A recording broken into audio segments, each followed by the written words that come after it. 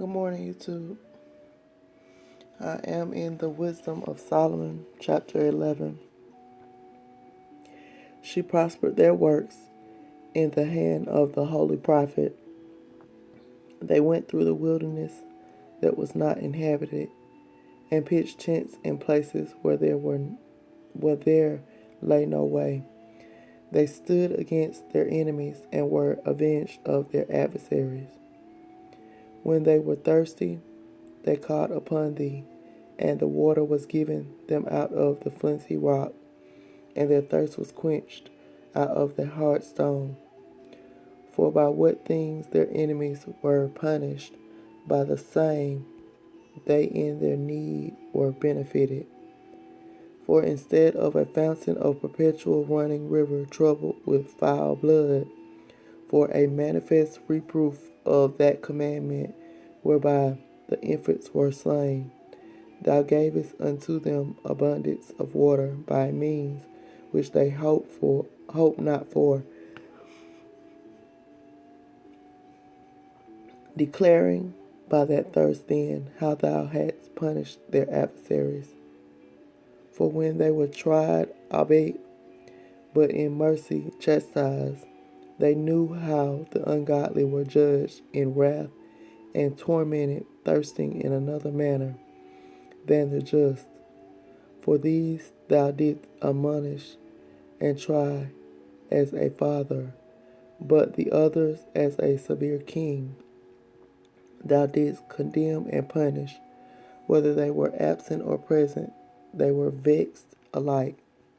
For a double grief came upon them, and a groaning for the remembrance of things past. For when they heard by their own punishments the other to be benefited, they had some feeling of the Lord, for whom they rejected with scorn, when he was long before thrown out at the casting forth of the infants, him in the end. When they saw what came to pass, they admired. But for the foolish devices of their wickedness, wherewith, being deceived, they worshipped serpents, void of reason, and vile beasts, thou didst send a multitude of unreasonable beasts upon them for vengeance, that they might know that wherewithal a man sinneth, by the same shall he be punished. For thy almighty hand, that made the world of matter without form, wanted not means to send among them a multitude of bears, or fierce lions, or unknown wild beasts full of rage, newly created, breathing out either a fiery vapor or filthy scents of scattered smoke, or shooting horrible sparkles out of their eyes, whereof not only tow might dispatch them at once, but also the terrible sight utterly destroy them.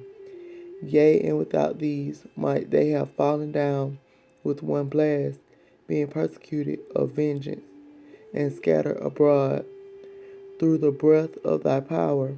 But thou hast ordered all things in measure and number and weight. For thou canst shew thy great strength at all times when thou wilt, and who may withstand the power of thine arm?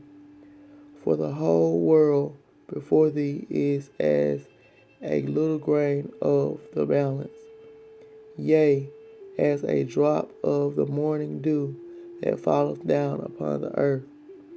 But thou hast mercy upon all, for thou canst do all things, and winkest at the seeing of men, because they should amend.